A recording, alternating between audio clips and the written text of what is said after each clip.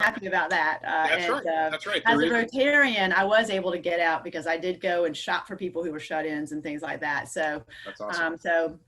I have had some of that socialization, but definitely with the mask.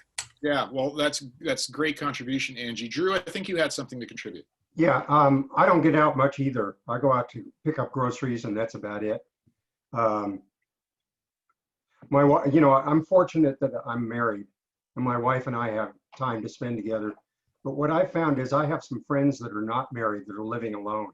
And I feel a responsibility to pick up the phone and call them every week or two just to see how they're doing, because I know that I'm semi-isolated, but again, I have somebody I'm living with. But I think about the people that are actually living alone. Yeah, no, that's a great point, Drew. And that's very good of you to reach out to those folks. Any other contributions? Okay, we'll move on. So the challenge then is that socializing and physical activity are critical for health. We know that there are benefits to social activity: longer life, better physical health, mental health, memory, and cognition.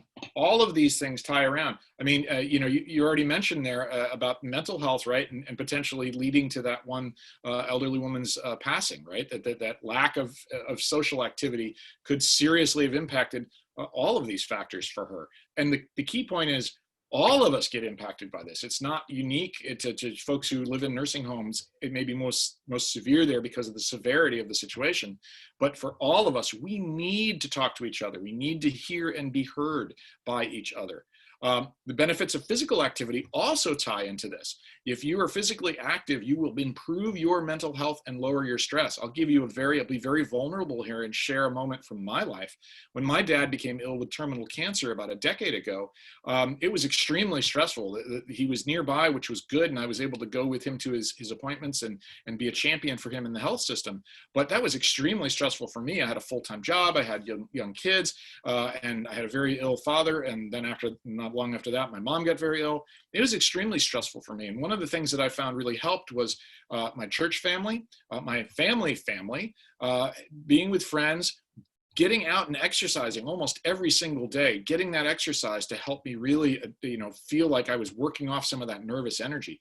All of these things are really important. The social and the physical are important for us at any time, but especially now. So given the fact that we have to be socially distanced from each other, we have to be in order to save lives. That's a moral imperative for each of us. Some people may not be hearing that, and some people may be refusing to listen, but we who are thoughtful and caring about others can help explain that to them, and we can certainly do it ourselves. But then how do we get that social and physical activity?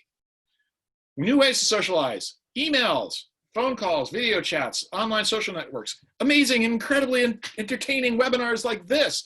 We can do this. Like, you guys have taken this whole thing from the real world into the online world. It's not as satisfying. It's not as fun to sit down in a restaurant and do that. So it's more fun to sit down and do this in a restaurant, but we can do this. We can socialize. We can reach each other. We can hear and be heard by each other. We can build in these technologies, and just a simple phone call, or even we have backdoor neighbors here.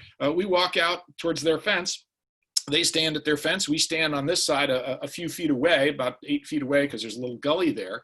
We have a conversation. How are your kids? How are your kids? Oh, good. How are you doing? I see you planted that tree over there. We have that ability to socialize a little bit. We have some walking, it's like sidewalks. We go walking and we see people and get well out of their way, but we stop and we say hi if it's somebody we recognize.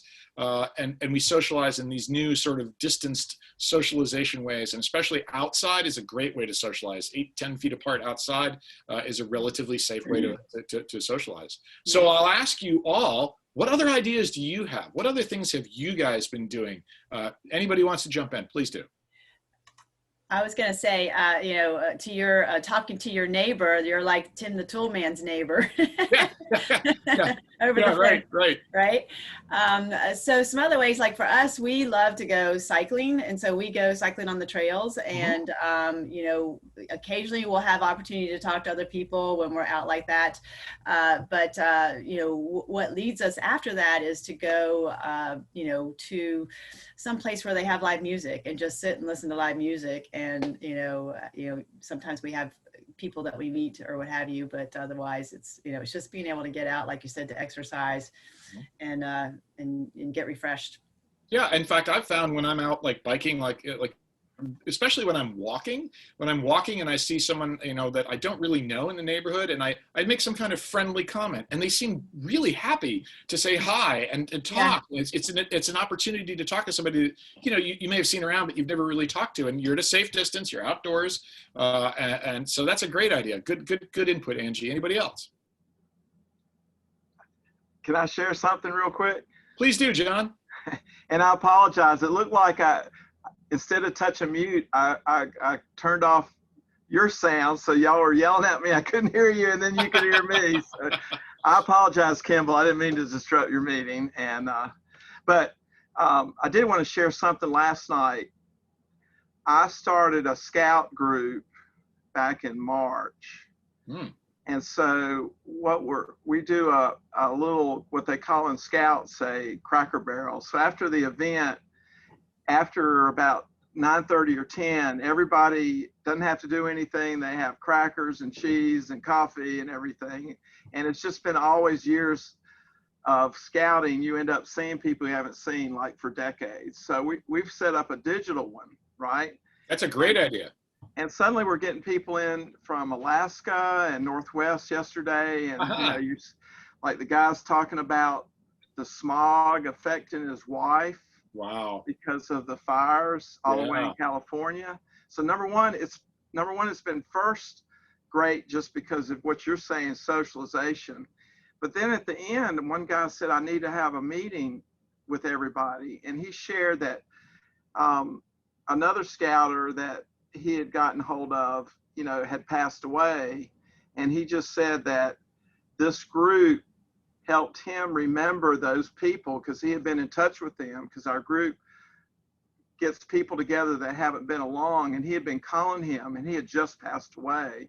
And he said that what he learned from all of this is that don't wait, that if anything that this thing has said that you should do is think about the people you haven't thought about and reach out to them. And that's great. That's an awesome ad, John. Well, and he said that this group is getting him through the support. And I had no idea when I set this up that we would be a counseling group. It was for fun, but it turned out to be a savior for a lot of people that we didn't even realize. That's a great story, John. Really nice, really nice. My son's youth group has gone online. So every Sunday afternoon, they do their hour youth group, and the guy who leads the youth group is really clever and creative. He's a div student. And a couple of weeks ago, when my older son was still home, hadn't gone to college yet, that both our boys were racing around the house, frantically running around the house with their phones, racing around. They were doing an online scavenger hunt. The leader had set it up and said, okay, find something in your house, a physical object that begins with the letter Z or something like this. And so they were racing around, and all the other kids were doing so in their homes. So there are ways to do this. Anybody else have another? That happen in your household last year? Would everybody just have gone back to their room and gone back and watched TV or done their homework? Would they be running around the house like we used to years ago like that? Right. Anybody else want to kick in an idea? Okay, that's fine. We'll move along. Great input. So the kinds of socializing we need. Calls and video chats are actually really good. We can respond to each other. I know a couple of businesses who have set up video chats as their default communication. If you need something, you might text somebody and say, hey, I need a quick chat. And they will go to video chat. It's not perfect. It can be exhausting if you've been on Zoom calls like I have sometimes, just 6 or 7 in a day. It can be exhausting because it's not the same, right? When we're talking, we usually look away, we look at each other, and we look and we think. And so it can be exhausting to be on Zoom calls, but in principle, that ability to see each other and respond to each other in real time so that I know you're hearing me and you know I'm hearing you, that's incredibly important. Those interactions then provide these very important interpersonal validations. I heard John just then. You know, he knew I heard him and I responded to him, and that made him feel good. And it made me feel good to be part of that conversation and to hear that great story he told. In addition, honest communication acknowledges stress. We're all in a very stressful situation right now. I don't know anybody who's not under some stress, except maybe our neighbor's 6-month-old that has his own stress issues, but those are 6-month-old issues, and he's fine otherwise. He sleeps well. And then that acknowledging those stresses helps you identify constructive ways to address issues. getting to the counseling piece that John just raised, that can just bubble up out of a normal conversation. It allows us to engage in acts of kindness. Each of you has already related aspects of how you or someone else you know has engaged in some kind of kindness at this time. As simple as just hearing somebody out, just being there for them, or taking groceries to somebody who's really a shut-in and can't get out. Those are all real acts of kindness, and those matter at a time like this. Those are deeply important to people. And finally, by having these kinds of social interactions, we can talk about things other than the virus, because it's fun to talk about these other things, and that's a healthy thing. We shouldn't obsess about one single thing. We should realistically deal with it, but we can also talk about other things and get our minds off it for a little bit, and remember what it is that we live for every day, and in each other, and in the things we do and the things we care about in the world. So, for example, some of these things has already come up: sharing, listening, saying you understand. We have a video chat with our extended family, to John's point. We haven't put off talking to family. We have family in California and in Florida and South Carolina and Georgia and all kinds of places, Pennsylvania, Philadelphia, down in the Virginia area. So being able to do this every Sunday, anybody who can make it just jumps on the call. We just have this big extended family chat. And yes, the first time we did it, the talk was all about the virus. It was all about fear. It was all about uncertainty.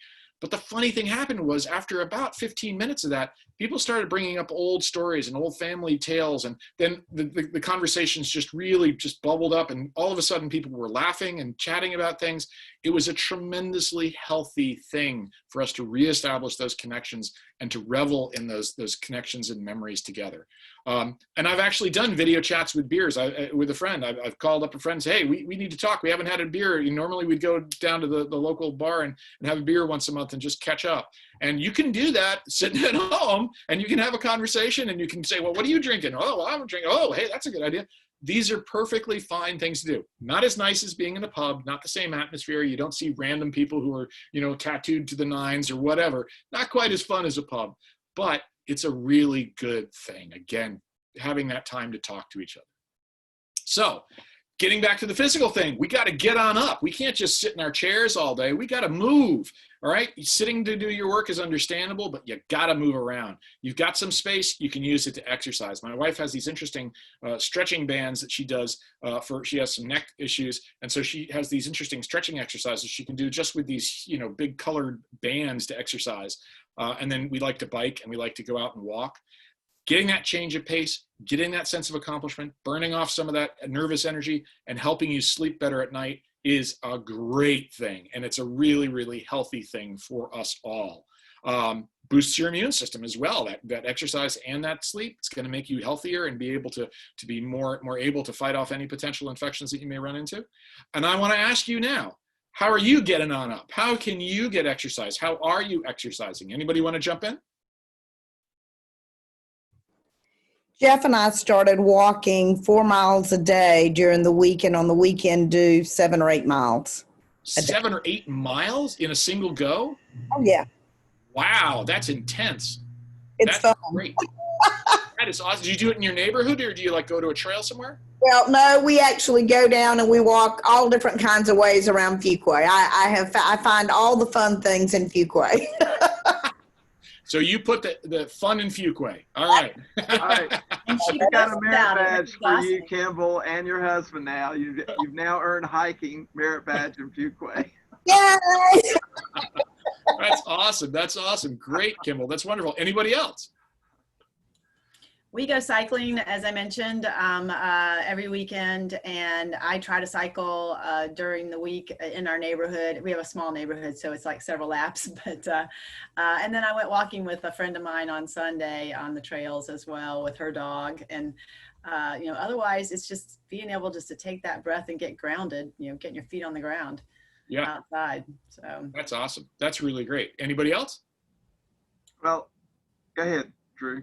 Oh, okay. I was going to say, twice a day, I take the dog out for a walk. Now, the dog is a new addition to our family. I grew up without one, and we've had her for a couple of years now. And I really look forward to it. It's early in the morning that I take her the first time, and then I'll take her late in the evening. And just getting out into the neighborhood, just getting that fresh air and sunshine or rain or whatever it is that's happening at that time is so refreshing. Yep. What Absolutely. kind of dog is it, Drew? She's a combination of a lot of different kinds of things, mostly terriers. Hyper. Yeah. One of the things my wife has started doing, and I've started doing as a result of seeing her doing, is she used to go like a couple times a month. She would get together with a friend and go for a walk, and they live across town, and da, da, da. So they've actually started doing their walks separately over their phones. So they'll take their phones, they'll put their headsets in, they'll put their phone in their pocket, they'll call each other, and my wife will go for a walk around our neighborhood, and her friend, wherever they are, will go for a walk in their neighborhood, wherever that is. So they're both walking, they're both having that same experience again, they're both sharing stories about themselves and their families and what's going on. And that's another way to socialize while getting exercise and not putting anybody in any kind of physical jeopardy. Any other thoughts? Well, I've met some people in these groups, and we've kind of met at some Frisbee golf courses. Okay. So that's something I hadn't done really in about 35 years. And I've now learned that my Frisbees are collector's items, and that how dare I throw them, because now they're worth a lot of money. And those were back, they're considered kind of ancient discs, which I don't really find very appealing to hear. That's very fun. Yeah, Frisbee golf. I have a friend, an older friend from our church who he golfs with the same guys he's always golfed with for years and years. They now are very, very careful about it, about who's where and who's closer and who's further away, but they're still able to golf once a week. And it's a great thing for them to do. Again, it's outdoors. They keep their distance from each other. They're wearing masks if it's appropriate to wear masks if they're closer, and they're careful about it. And so they are getting in that social and that physical activity. And Drew, when I practice at home, unfortunately, my springers go get it. Which in some cases, they'll drop it in a better lay position. So maybe that's a good thing. And you haven't touched it, so it's still okay. That's right. That's great. Okay, so great input. So in summary, we need to deliberately, intentionally make the time and take the actions to reach out to each other. We need to create new ways of socializing. You guys have had some great ideas here. I've shared some other ideas with you. We need to get that physical exercise, and we need to do all of these things every single day. Whether you like to bike and listen to music while you do it, or you like to walk by yourself, or you like to walk with a friend physically distant, or whoever, getting that kind of social and physical activity is incredibly important. We are in a marathon. There are some people saying, oh, this is going to resolve quickly. Well, it hasn't resolved yet. And based on the numbers coming out of the UK and Europe, it's likely that we're going to see an increase in cases as we go into the fall, which means, again, it's incumbent on us to do the responsible and caring thing and be careful and take the distancing and masking steps seriously. So we really are in a marathon through the spring.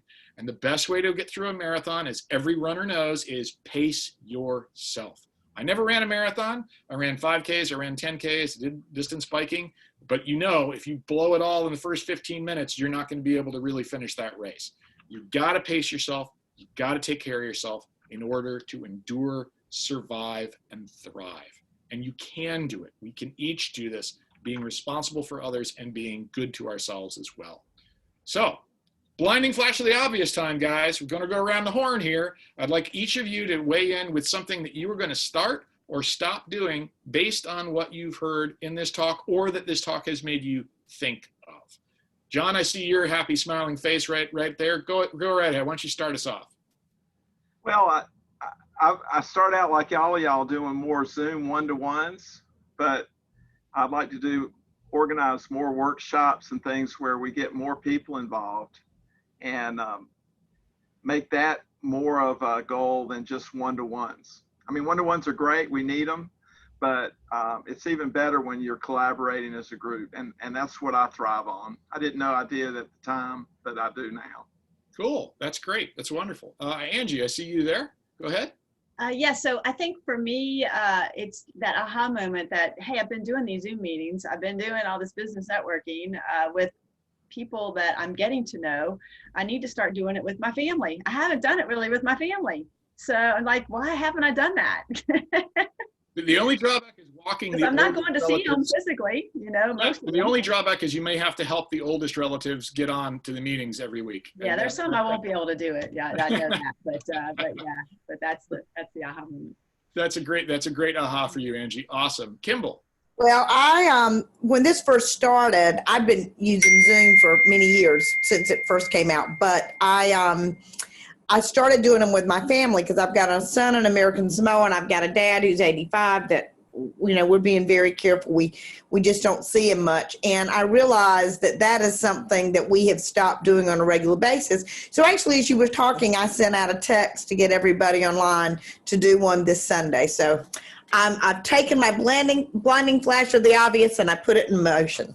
Awesome. Great, Kimball. I'm not surprised at all. That's super. Drew. For me, it's be kind, and I'm not out very much, so I need to remember to be kind at home because my wife and I spend a lot of time together, and it's pretty easy to get used to that. So, Right. time to step back, compliment her, and give her reinforcement for the great things that she's doing. That's a really thoughtful perspective, Drew. And the bonus for that is that we are hardwired to be responsive to things like that, and we tend to be reciprocal in things like that. So if you express appreciation and happiness in something that she's doing there, and that she's making your life better, it's gonna inevitably make her feel better about her relationship with you. So that's a really good thing to do, Drew. That's awesome. Leslie. Well, I did it and now I'm tired. So for the last 2 quarters in 2 different groups, I've monetized them for know, like, and trust value. So I had people every week going live, one group doing promos. It's a local business group of 4,500 people. And Kimball did that one. And then in my thought leaders group, same thing, training, and Angie was in that one. So the upshot was for 6 months, every day of the week, I was learning from a different expert. And I have to tell you that I'm ending one of them this week because I'm exhausted. I have learned day in, day out, every day during the week for 6 months. So I'm done, and I'll have a porch party. There you go. That's what I do. There you go. That's a great idea. That's a great idea. Angie, how about you? Angie, there you go. I already shared. Oh, okay. For some strangers, I've got you here twice. That's bizarre, but okay. All right. That's No weird. worries. But yeah, I'm going to connect with family. Another Angie? I was thinking we have another Angie. Okay, never mind. All right. Sorry to confuse it. Jenny. We have not heard from Jenny, and I want to hear from Jenny. Yes, I want to start exercising and move more on a regular basis and recruit my husband. That's good. That's good. Yeah, you can go on walks together. There's all kinds of things you can do. That's good. Very good. All right. And the other Kimball Sergeant, if the other Kimball Sergeant wants to weigh in with anything, they may. That would be Jeff Avery Foy, my husband, and he sounds like he's going to be quiet. Okay, very good. All right. Okay, so we'll jump on to the very ending here. Do you guys have any questions? Do you have any thoughts that you want to share? Anything that wasn't brought up here that you would really like to chat about?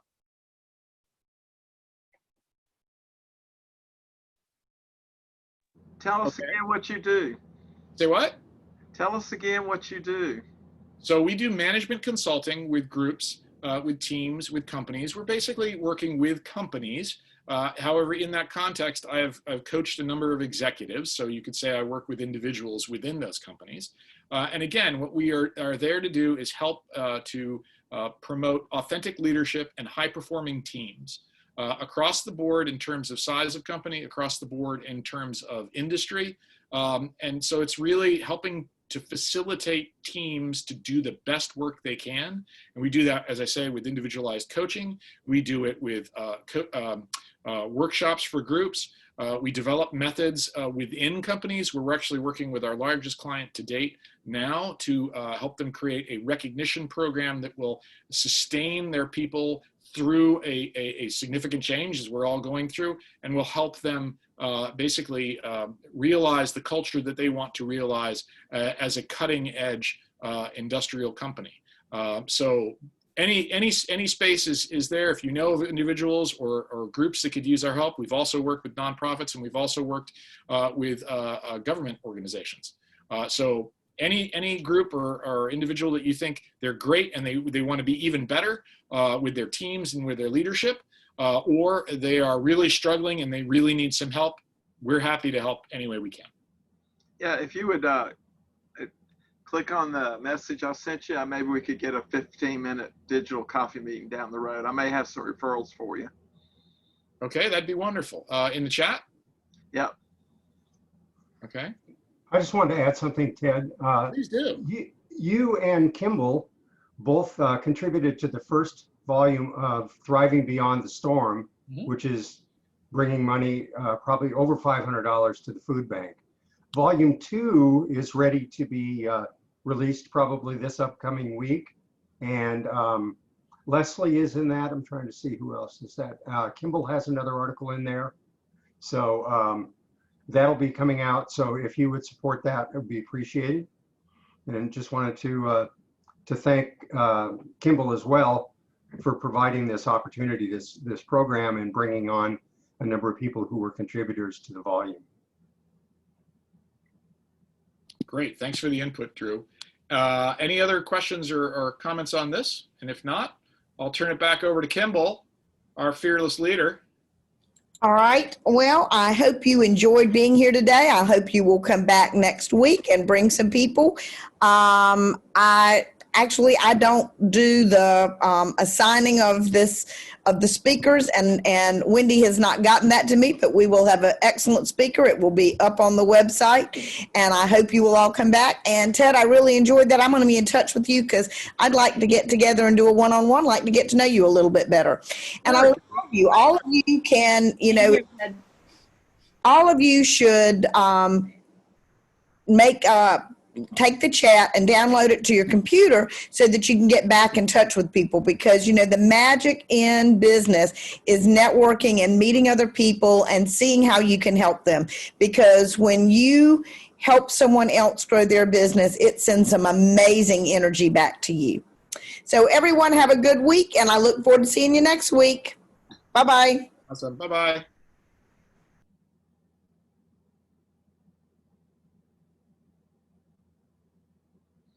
Did you see the link, Ted? I did. I just grabbed it and I just copied it over. So we'll go. Perfect. All right. And I'll send the invitation. I do a little coffee meeting, no more than 15 minutes, and it's who knows? I might have some leads for you, so that'd be great. I'm happy to chat. Take care, John. Glad you could make it today. Bye-bye. See you. Bye.